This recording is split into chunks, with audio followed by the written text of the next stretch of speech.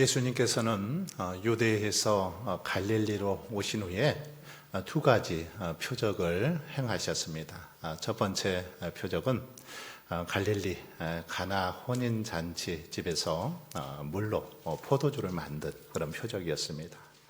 그리고 또 한 표적은 왕의 그 신하의 아들을 고치신 그런 표적이었습니다. 오늘 본문은 예수님의 7가지 표적 가운데 세 번째 표적으로 이제 38년 된 병자를 고치신 그런 사건을 오늘 본문에서 기록하고 있습니다. 사도 요한이 오늘 본문에서 세 번째 이 표적을 언급한 이유는 예수님께서 이 땅에 메시아로 오셨음을 증거하기 위해서입니다. 다른 표적과 마찬가지로 예수님께서 이 땅에 오신 것은 메시아로, 구원자로 오셨다라는 사실을 언급하기 위해서 이 사건을 기록하고 있습니다. 그러나 여러분, 예수님이 행하신 이 표적으로 인해서 유대 종교 지도자들은 이때부터 본격적으로 예수님을 배격하게 됩니다. 배격하기 시작하죠. 왜 그렇습니까? 그것은 예수님께서 자신들의 뜻대로 하지 않고 자신들과는 달리 그렇게 행하셨기 때문이죠. 특별히 안식일날 예수님께서 이 병을 고쳤기 때문입니다. 본문을 보면 이제 예수님은 유대인의 명절날에 예루살렘에 올라가셨습니다. 요한은 이 명절이 무엇인지 정확하게 밝히고 있지 않습니다만은 이 명절은 유월절로 그렇게 여겨집니다. 그리고 예수님이 이제 올라가실 때 본문에 보면 제자들이 동행했다 이런 기록이 없습니다. 이것으로 봐서 예수님은 혼자서 예루살렘으로 그렇게 올라가신 것으로 보입니다. 예수님은 홀로 예루살렘에 올라가셨습니다. 그리고 먼저 예루살렘 양문 곁에 베데스다라고 하는 그 못으로 가셨습니다. 양문은 성전에 이렇게 제물을 드리던 양들이 들어가는 그런 문을 양문이라고 합니다. 이 양문 곁에 베데스다라고 하는 연못이 있었습니다. 1절로 2절을 보십시오. 그 후에 유대인의 명절이 되어 예수께서 예루살렘에 올라가시니라. 예루살렘에 있는 양문 곁에 히브리 말로 베데스다라 하는 못이 있는데 거기 행각 5이 있고, 양문 곁에 베데스다라고 하는 못이 있었는데, 여러분, 이 베데스다라는 뜻이 뭡니까? 히브리 원어를 보면 긍휼의 집, 자비의 집, 이런 의미를 가지고 있습니다. 베데스다, 긍휼의 집, 자비의 집, 이런 의미를 가지고 있죠. 학자들은 당시 이 베데스다 연못 아래에 이렇게 온천이 흘렀다고 합니다. 온천이 흘렀는데 그 온천이 항상 이렇게 올라오는 것이 아니라, 항상 흐르는 것이 아니라 가끔 이렇게 한 번씩 올라오는 간헐천이었을 것이라고 그렇게 말합니다. 그리고 온천물이 가끔 밑에서 올라올 때 그 온천에 들어가게 되면 일종의 피부병이나 신경통 같은 그런 질병이 낫는다는 전설이 있었습니다. 당시 유대인들은 천사가 못에 내려와서 이렇게 물을 막 움직이게 하는데, 휘젓게 되는데, 물이 이렇게 움직일 때, 물이 통할 때, 이때에 제일 먼저 이 베데스다 연못에 들어가는 사람은 어떤 병이든지 나을 수 있다라고 그렇게 믿었습니다. 그래서 언제나 이 베데스다 연못 주변에는 수많은 병자들이 모여들었죠. 그들은 그리고 베데스다 연못이 움직이기만 기다렸습니다. 여러분, 그런데 베데스다 연못은 방금 말씀드린 것처럼 항상 이게 물이 움직이는 게 아닙니다. 가끔 움직이는 간헐천입니다. 어쩌다 물이 올라오는 간헐천이죠. 그렇기 때문에 물이 언제 올라올지 모릅니다. 언제 물이 이 온천물이 솟아날지 모른다라는 거지요. 그리고 그 물에 들어가면 모든 사람이 다 낫는 것도 아니었습니다. 제일 먼저 1등만 낫게 되었습니다. 그래서 연못 주변에는 늘 이 사람들로만 북적였죠. 이 3, 4절을 보십시오. 그 안에 많은 병자, 맹인, 다리 저는 사람, 혈기 마른 사람들이 누워 물의 움직임을 기다리니 이는 천사가 가끔 못에 내려와 물을 움직이게 하는데 움직인 후에 먼저 들어가는 자는 어떤 병에 걸렸든지 낫게 되밀어라. 여기 보면 많은 병자들이 주변에 몰려들었습니다. 여기 보니까 시각장애인, 앞을 보지 못하는 시각장애인, 다리 저는 사람, 혈기 마른 사람들이 누워 있었다. 이렇게 말하고 있습니다. 여기 누워 있었다라는 말은 병에 걸린 사람이 계속 알아서 누워 있는 상태를 말하죠. 질병 때문에 더 이상 앉아 있을 수도 서 있을 수도 없는 알아 누운 상태의 질병에 걸린 그런 사람들입니다. 이들은 오랫동안 병을 앓아온 자들로 그들의 병은 당시 의술로는 고치기 힘든 그런 질병이었습니다.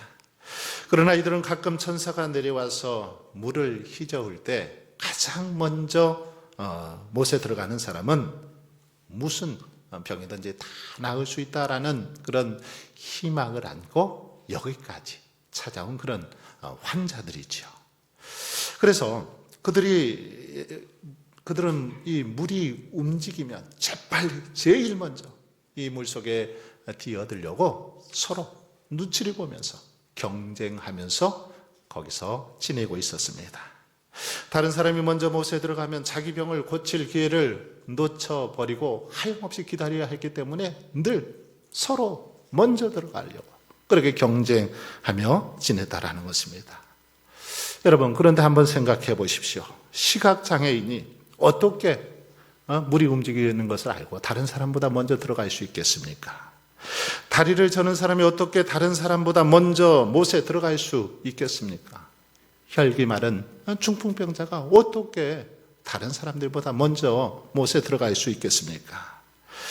누군가의 이들은 도움을 기대하고 여기 찾아왔지만 여기서 이들은 절망할 수밖에 없었습니다. 어쩌면 절망할 수밖에 없는 곳, 이곳이 베데스다 연못가였습니다. 그리고 천사가 언제 내려올지 아무도 몰랐습니다. 그러기에 그들은 늘 긴장감 속에 살 수밖에 없었습니다. 한번 상상해 보십시오. 이 많은 환자들이 어떤 모습으로 천사를 기다리고 있었을까요? 천사가 언제 내려올지 몰랐기 때문에 잠시라도 한눈을 팔지 못했습니다. 다른 사람에게 그 기회를 빼앗길까 봐 서로를 견제하기도 하고 조금이라도 베데스다 못 가까운 데 자리를 잡으려고 서로 자리 다툼이 아주 치열했습니다. 밥을 먹더라도 늘 곁눈질하면서 못을 보고 있어야 하고 한밤중에 천사가 내려올까 봐 잠도 제대로 잘 수 없었습니다. 얼마나 마음 졸이며 여러분 경쟁하는 삶을 살았겠습니까? 하루하루가 이들에게 있어서는 숨이 턱턱 막히는 그런 긴장의 순간이었던 것입니다. 여러분, 베데스다, 이 베데스다 연못의 이름이 무엇입니까? 앞에서 말씀드린 것처럼 자비의 집, 긍휼의 집이라는 그런 뜻을 가지고 있습니다. 그런데 실제로 지금 연못가에서 벌어지고 있는 모습을 보면 이 이름과는 전혀 달랐습니다. 오히려 아주 정말 무자비한 경쟁이 치열한 그런 곳입니다. 무자비한 집, 경쟁이 치열한 집, 바로 베데스다 연못가였습니다. 그런데 이렇게 치열한 경쟁 가운데 1등으로 들어가야 치유받는 베데스다 이 연못처럼 우리가 살아가는 이 세상도 1등만 어떻게 보면 기억하는 그런 세상입니다. 1등만 살아남는 그런 세상에 우리들은 살아가고 있습니다. 이 땅 한번 보십시오.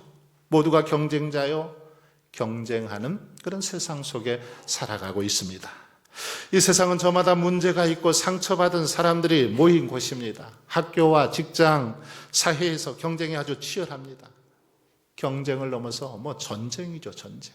하루하루가 어쩌면 서로가 더 앞서기 위해서, 서로 먼저 들어가기 위해서 치열한 경쟁이 벌어지고 있는 세상. 우리가 살아가고 있는 세상의 모습입니다. 이 세상은 마치 병자들의 그 경쟁이 치열했던 베데스다 연못과 아주 흡사한 게 바로 우리가 살고 있는 세상이기도 합니다. 그렇습니다. 우리는 베데스다 못가에서 살아가는 인생들입니다. 이 세상은 치열한 경쟁에서 이기는 사람들만 살아남을 수 있습니다. 잠시도 긴장을 늦출 수 없습니다. 이런 세상, 어쩌면 아무런 소망도 기쁨도 없는 정말 절망만 가득한 그런 세상이기도 합니다.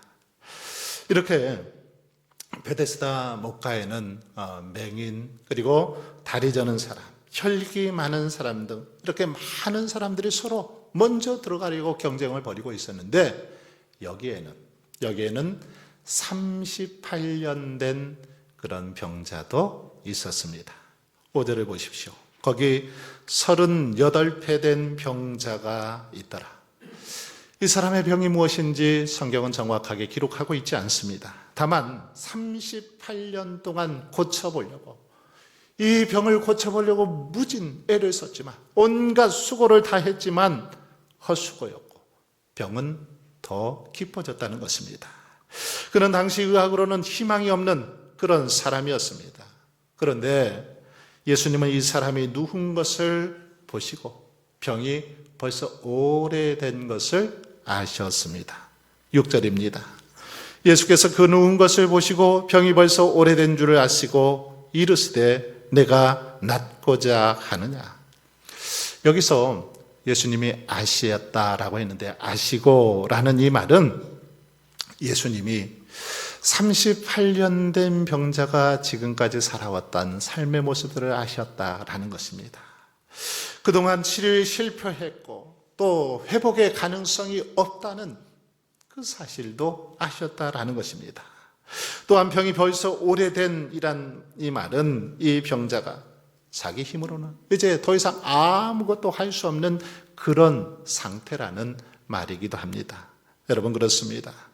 예수님은 우리의 모든 형편을 아십니다. 아시는 분이시죠. 우리를 너무나 잘 알고 계십니다. 그냥 아시는 게 아니라 속속들이 우리의 모든 것을 알고 계십니다. 성경에 보니까 우리 하나님은, 우리 예수님은 우리 인간의 앉고 일어섬을 아시는 분이다라고 말씀하고 있습니다. 우리의 머리털까지도 세심 받으시고 우리의 마음의 생각과 계획을 알고 계시는 분, 우리 주님이십니다. 우리의 모든 것을 체험적으로 아시고 우리에게 자비와 긍휼을 베풀어 주시는 분, 바로 우리 주님이십니다. 예수님은 38년 된 병자의 그런 사정을 잘 알고 계셨습니다. 그러기에 이제 그를 고쳐 주시기 위해서 이렇게 묻습니다. 내가 낫고자 하느냐? 내가 낫고자 하느냐? 이렇게 질문하십니다. 이 질문은 38년 된 병자에게 어쩌면 당연한 질문이지만 의도적인 그런 질문이지요. 보편적으로 사람들은 오랫동안 어떤 이렇게 어려움에 시달리다 보면 어떻게 됩니까? 거기에 익숙해져서 이제 그것이 당연한 것처럼 살아갑니다. 이렇게 병자로 살아가는 거 이제 당연해, 팔자소관이야, 이렇게 생각하며 살아가더라는 것입니다. 그래서 예수님은 정말 그가 낫고 싶어 하는지 궁금했을 것입니다. 확인해보고 싶으셨습니다. 회복의 은혜를 얻기 위해서는 그에게 낫고 싶은 이 마음이 간절해야 했기 때문이지요. 7절입니다. 병자가 대답하되 주여, 물이 움직일 때에 나를 못에 넣어주는 사람이 없어 내가 가는 동안에 다른 사람이 먼저 내려가나이다. 내가 낫고자 하느냐라는 질문에 이 병자는 이렇게 대답하고 있습니다. 무슨 말입니까? 낫고는 싶은데 자기를 이 못에 넣어줄 사람이 없다는 것입니다. 자기를 도와줄 사람이 없다는 것이죠. 그는 마지막 희망을 가지고 베데스다 못을 찾아왔습니다. 천사가 그래서 물을 휘저을 때 그 물에 먼저 들어가면 병이 낫는다는 소문을 듣고 희망을 가득 안고 여기 찾아온 것이죠. 그런데 모세 물이 움직일 때에 그곳에 들어가려고 애써 보았지만 언제나 자기보다 한 발 더 다른 사람이 먼저 이 못에 뛰어든 것입니다. 번번이 다른 병자들보다 먼저 이 못에 뛰어들지 못해서 병이 낫지 못하고 이렇게 38년 동안 알아 누워 있는 것입니다. 그러면서 그의 그 마음은 더 좌절하게 되었고 절망감은 깊어져만 가게 되었습니다. 그리고 이런 일을 겪는 동안 이 병자의 소원이 바뀌었습니다. 어떻게 바뀝니까? 이제는 병이 낫든 낫지 않든 상관없으니 제일 먼저 한번 뛰어들고만 싶다. 이걸로 바뀐 것입니다. 다른 사람들보다 베데스다 못에 먼저 들어가 보는 게 이 사람의 소원이었죠. 때문에 내가 낫고자 하느냐라는 예수님의 질문에 지금 38년 된 병자는 주여 물이 움직일 때 나를 못에 넣어주는 사람이 없어 내가 가는 동안에 다른 사람이 먼저 내려가나이다. 이렇게 대답했던 것입니다. 그냥 정말 낫고 싶어요. 낫고 싶습니다. 라고 대답하면 될 텐데 예수님의 질문에 이 병자는 더 이상 아무런 기대 없이 체념하듯이 이렇게 대답하고 있는 것입니다. 여기서 다른 사람이 먼저 내려가나이다. 이 말은 아무도 누구도 자기를 도와주는 사람이 없습니다라는 하소연이죠. 하소연입니다. 이 병자는 자기 병이 낫지 못한 거 다른 사람들이 자신을 도와주지 않았기 때문이라고 생각했습니다. 그가 처음 베데스다 목가를 찾았을 때는 어땠을까요? 낫고 싶은 마음이 아주 간절했을 것입니다. 그런데 세월이 점점 흐르면서 낫고 싶다는 희망마저 포기해 버린 거지요. 그래서 38년 된 병자가 예수님에게 기대한 것은 천사가 이 물을 움직일 때, 희적을 때 제일 먼저 들어갈 수 있게 도와달라. 지금 그렇게 부탁하고 있는 것입니다. 아마도 38년 된 병자는 예수님을 그냥 스쳐 지나가는 한 사람 정도로 생각하고 이렇게 대답한 것 같습니다. 그런데 여러분, 뜻밖의 아주 놀라운 기적이 나타나죠. 8절로 9절을 보십시오. 예수께서 이르시되 일어나 내 자리를 들고 걸어가라 하시니 그 사람이 곧 나아서 자리를 들고 걸어가니라. 자, 이 말씀을 보시면 세 가지 명령으로 이루어져 있습니다. 첫 번째는 일어나라 이렇게 말씀하고 있습니다. 일어나라. 성경에 보면 일어나라 이 말은 죽은 사람을 살리실 때 또 병든 사람을 고치실 때 하셨던 그런 말씀이죠. 그래서 성경에 보면 일어나라 이런 말씀이 많이 있습니다. 특별히 회당장 야이로의 딸을 살리실 때 우리 예수님께서 뭐라고 말씀하십니까? 소녀여 일어나라. 소녀를 향해서 일어나라 그렇게 명하셨습니다. 일어나라 이런 의미가 있는 것이죠. 두 번째는 들고라는 말입니다. 이 말은 내가 지금까지 의지하던 내 침상을 이제는 거두어 메고 가라는 것입니다. 그동안 의지했던 침상 이것을 이제 들고 가라는 거죠. 세 번째는 걸어가라라는 것입니다. 이 명령은 돌아다니다라는 뜻인데 계속해서 돌아다녀 보라는 것입니다. 계속해서 한번 왔다 갔다 해보라는 거죠. 그냥 한 발자국만 떼는 것이 아니라 주변을 돌아보라는 것입니다. 여러분 38년 동안 누워서 지낼 수밖에 없었던 이 병자에게 일어나 내 자리를 들고 걸어가라. 이 말씀은 어땠을까요? 사실 말도 안 되는 명령이죠. 사실 말도 안 되는 명령입니다. 일어나서 자리를 들고 걸어가는 것은 이 병자가 38년 동안 한 번도 해보지 않은 그런 행동이죠. 단 한 번도 이렇게 해본 적이 없습니다. 그런데 이렇게 지금 주님이 말씀하고 있습니다. 이렇게 말씀하신 것은 주님께서 치유하시는 이 치유와 회복이 일시적인 것이 아니라 완전하고 온전한 것임을 보여주는 그런 말씀입니다. 여러분, 이제 본문에 주님의 말씀이 선포되자 정말 놀라운 그런 역사가 일어났습니다. 38년 된 병자가 곧 나아서 일어나 들고 걸어가는 그런 역사가 일어났습니다. 자, 여기 보면 곧 나아서 주님이 말씀하셨을 때 곧 나았다. 이것은 즉시로 표적이 일어났다라는 사실을 보여줍니다. 여러분, 그동안 이 사람은 베데스다 연못에 1등으로만 들어가야만 병이 나은 줄 알았습니다. 베데스다 연못에 들어가야만 나은 줄 알았습니다. 그런데 못에 들어가지 않고도 병이 나았습니다. 38년 동안 하루하루 절망 속에 지냈는데 예수님을 만난 후에, 예수님의 말씀이 선포된 후에 이 놀라운 그런 은혜를 체험하게 된 것입니다. 여러분, 예수님은 그날 이 땅에서 가장 소외받고 버림받고 정말 가장 비참한 38년 된 그런 병자를 고쳐주시기 위해서 이 베데스다 연못가에 찾아오셨습니다.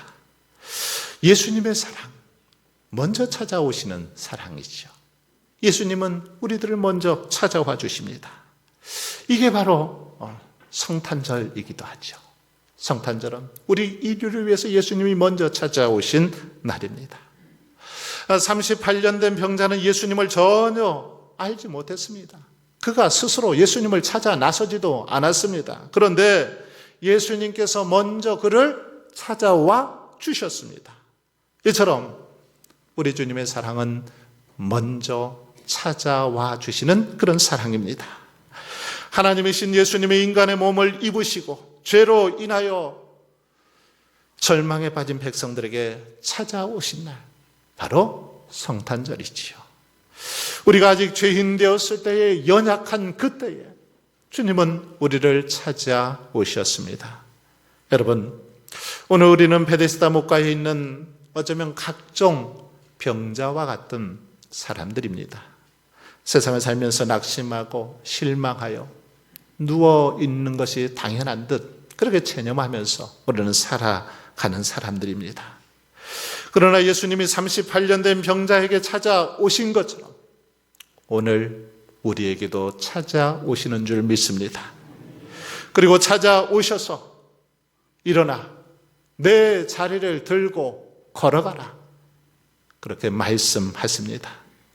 예수님은 38년 된 병자에게 일어나 걸어갈 수 있느냐 없느냐 이렇게 묻지 않으셨습니다. 일어나 걸어갈 수 있겠느냐 없겠느냐 이렇게 묻지 않았습니다. 여러분, 믿음은 내가 할 수 있느냐 없느냐를 생각하는 것이 아닙니다. 38년 된 병자는 예수님께서 일어나라 하실 때 일어났습니다. 자리를 들으라 할 때 자리를 들었습니다. 그리고 걸어가라 명하실 때 걸어갔습니다. 예수님의 말씀을 듣고 믿음으로 순종했을 때 38년 된 병자가 정말 깨끗하게 고침받는 놀라운 역사가 일어났습니다. 여러분, 이 믿음은 무엇을 할 수 있느냐 없느냐를 묻는 것이 아닙니다. 믿음은 자신을 부정하고 하나님의 말씀에 전적으로 순종하는 것입니다. 현실을 보고 나 자신을 보면 아무런 일도 일어날 수 없습니다. 그러나 우리 예수님을 바라보고 말씀을 듣고 말씀에 순종할 때 놀라운 역사가 나타나게 될 줄 믿습니다. 누구든지 우리를 찾아오신 주님을 바라보고 주님이 말씀하실 때 믿음으로 순종하는 자들에게 오늘도 이런 역사가 일어나게 될 줄 믿습니다. 예수님이 우리의 삶에 찾아오실 때 정말 병든 자가 고침을 받는 것처럼 절망하고 낙심하고 시리에 빠진 자들이 새롭게 회복이 되고 고침받는 그런 역사가 일어나게 될 줄 믿습니다. 사랑하는 성도 여러분, 베데스다 연못가에 38년 된 병자에게 찾아오신 우리 예수님은 오늘 우리에게도 찾아오셨습니다. 우리에게도 찾아오셔서 이렇게 묻습니다. 내가 낫고자 하느냐? 내가 낫고자 하느냐? 그렇다면 진실로 일어나서 자리를 들고 걸어가라 명령하십니다. 그러므로 베데스다와 같은 이 땅의 생명의 빛으로 오신 그 주님의 말씀을 다시 한번 새기고 그 주님을 우리 삶에 모시고 주님께서 뭐라고 이 시간 말씀하시고 명령하시든지 그 말씀 가운데 온전히 순종할 수 있기를 바랍니다. 환경을 바라보지 말고 예수님을 바라보고 예수님의 말씀에 귀를 기울일 수 있기를 바랍니다. 그럴 때 우리 삶에 놀라운 치유와 회복의 역사가 일어나게 될 줄 믿습니다. 오늘도 저와 여러분의 삶에 이런 은혜가 함께 하시기를 주의 이름으로 축원합니다.